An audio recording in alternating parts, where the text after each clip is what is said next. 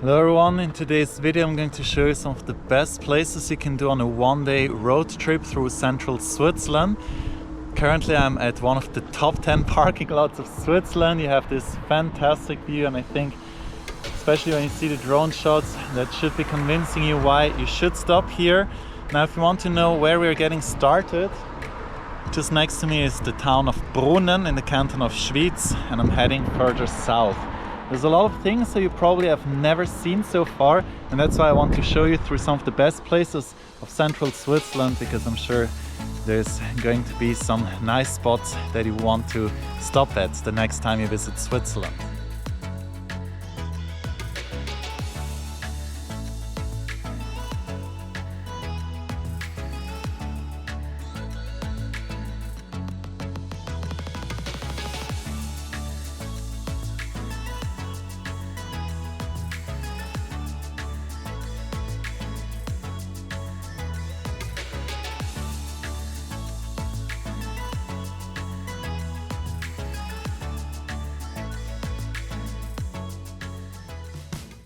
So we're now at the second place. This is one of the most beautiful villages of Switzerland. I'm going to share the name of this place later. First, going to show you the village, and you'll see it is really fantastic, and especially it's non-touristy.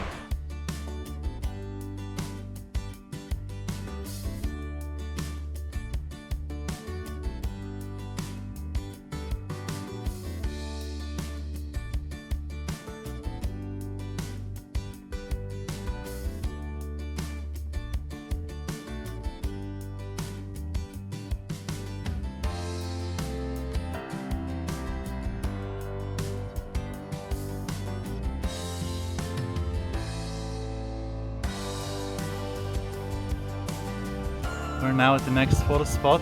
This is my favorite one. This is probably private ground, so don't stay here for too long, maybe 1 minute is okay. Now you can see here the church. It's between this palm tree and the bush. It looks super beautiful.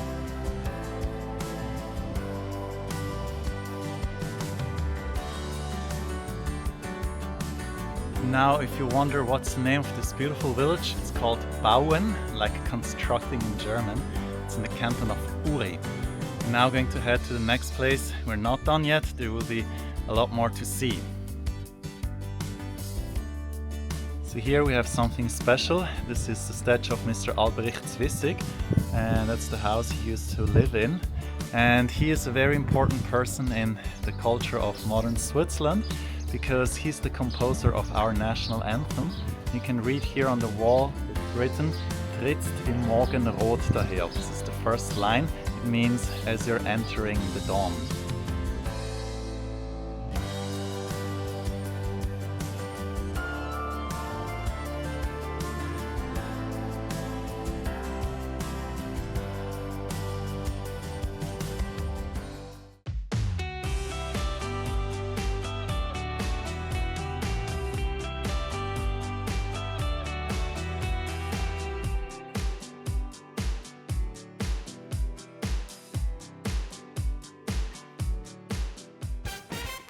Just at the next stop, so the parking lot is just at the shores of Lake Lucerne.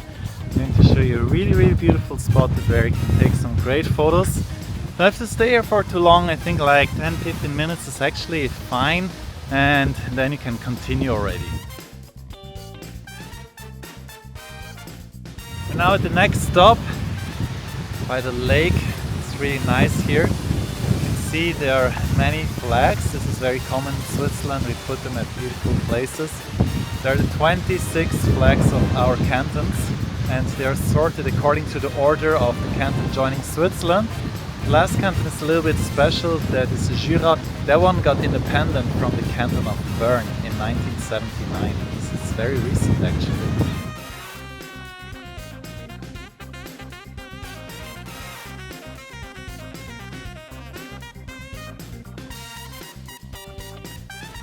Very windy in here, but so nice. I really love it. Just by the lake. So this here is the southernmost end of Lake Lucerne, and the town here is called Flüelen. There's just a train station next to this place, which is great. If you're on public transport, you can also just get out here where I'm now at. And now let's continue already.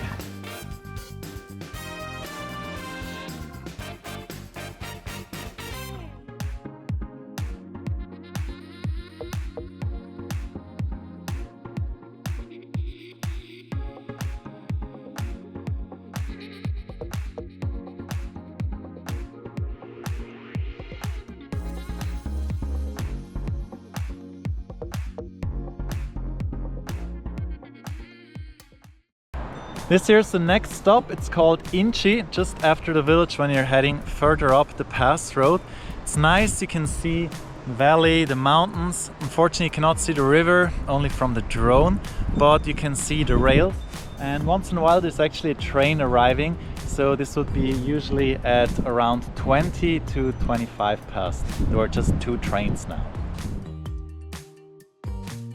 And even the third one at half past. So I think there are a lot of trains just passing by frequently. How cool is that? So yeah, you don't really have to wait for too long and you'll be able to catch a train for your perfect photo.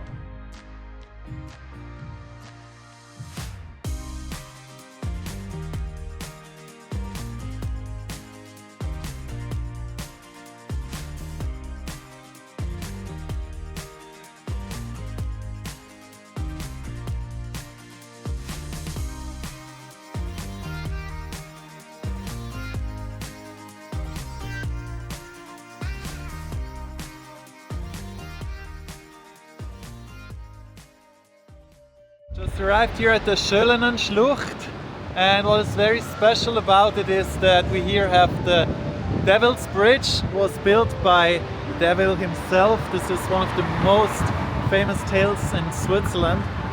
And well, when you're taking a closer look at the bridge, you'll understand why the devil had to build it. Because you see this canyon, it's very steep and deep at the same time. And because of this, it was very difficult. Humans, they have tried to build the bridge themselves, but it was so difficult. And then because they were hoping that God might help them, they were then so frustrated that they eventually asked the devil to build this bridge, and that's what the devil actually did. So the devil said, alright, I'll build this bridge. However, the first man that passes this bridge, his soul will be mine. That's what he told the people here, and they were so scared. So what they did is they actually were sending an ibex, a Capricorn, to cross the bridge, and then the devil, he felt betrayed. And he got so angry, he said that he's going to destroy the bridge. So he went further down the canyon and he was trying to lift a huge rock. Then there was an old woman, she was putting her faith into God and she asked, dear God, please help us, please prevent the devil from destroying this bridge. And she was engraving a cross into the rock just here. And well then, when the devil was trying to lift the rock, suddenly all the powers left him. The rock was too heavy. And this is why this bridge is still here today. Well, of course, this is just a legend. It's not really true, but I still find it interesting. It's a very, very popular tale here in Switzerland.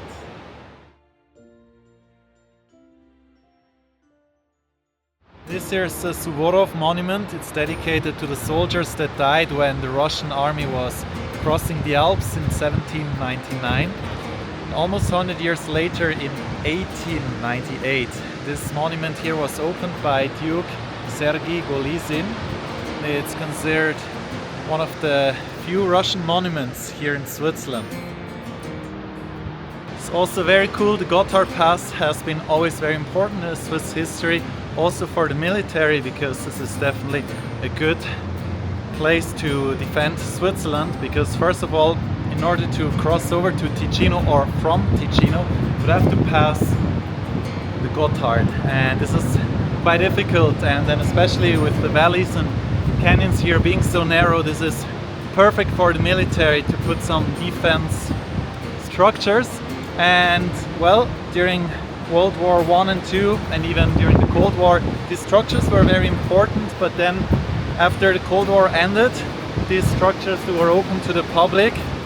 Well, nowadays with what's happening in Europe, maybe Switzerland would have wished that these structures were never open, but I'm going to show it to you quickly, so it's quite interesting.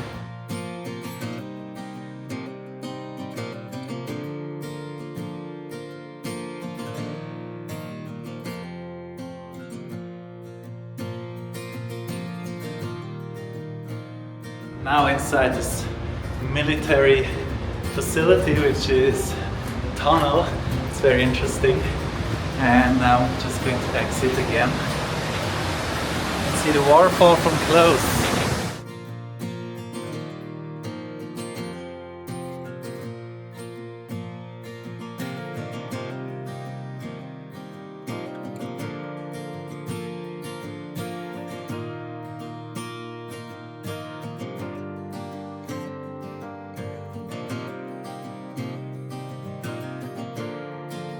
Now going to take you further up the valley, and over there's another Russian building which looks actually very Swiss, so if you don't know it's Russian you would have no idea. I think this is very interesting, so you will see.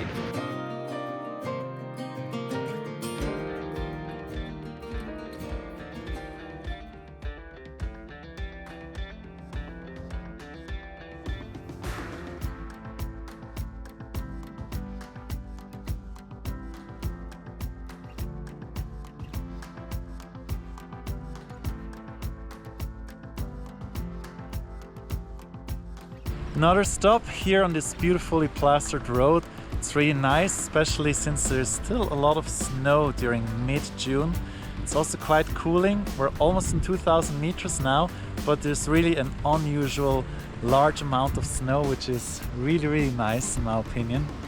This is a great place to have a quick stop to take some nice photos. And from here it's just another 5 minutes up to the pass. And over there I want to show you some more things. By the way, another small information, this river here is called Reuss, the locals they call it Ries, and it's the same river that is passing the city of Lucerne.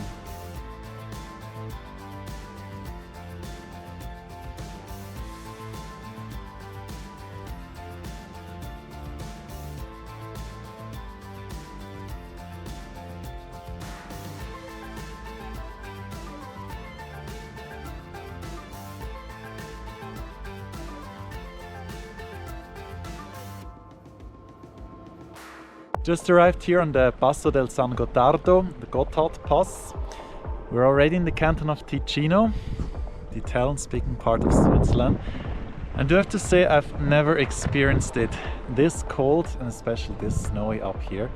Last time it was quite snowy was in 2014, basically 10 years ago, and I was here with my Malaysian friend Ray. And yeah, the lake, it was also partially frozen, but not as much as it is now. And yeah, this is really impressive, I do have to say.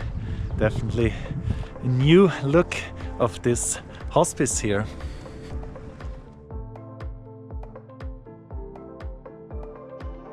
Arctic vibes up here on the Gotthard Pass. This is something very unique I've never seen before. So we have the lake in here with the snow and the ice on the water. It's really impressive.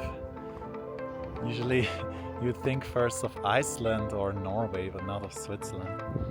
Yeah, this is definitely quite a highlight of the day, I do have to say, considering it's midsummer. Okay, now let's touch the water. I'm sure it's very close to 0 degrees. Yeah, it's very cold. I think it's around 1 degree Celsius, so maybe even just half. Yeah, very interesting. I wouldn't want to swim in here. I think people from Iceland, they would still consider it being fine. But yeah, the water, you can actually feel the density is very high since it's around 4 degrees Celsius. Then also here you have some snow. So the water, it feels unusually dense.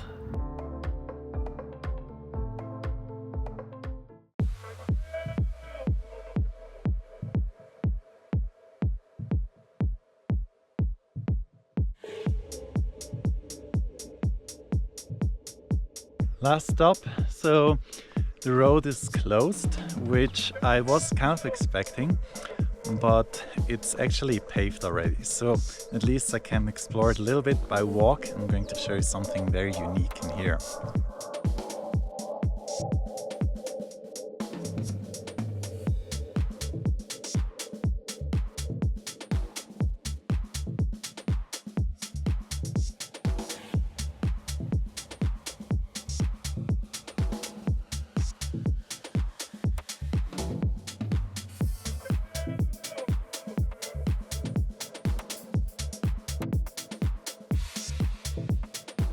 So here I have something very unique for you. This is a Russian Orthodox chapel. It's built in a Ticinese, that means Italian Swiss style. Very unique, and I think it's the only Russian Orthodox chapel of this kind in the Alps. Unique piece of history. Now, as you can see, a super easy one-day road trip with a lot to see. Now, if you want to watch more videos like this, here I have another one-day road trip for you. Or otherwise, if you're more interested in something else, well, then let's meet in this video.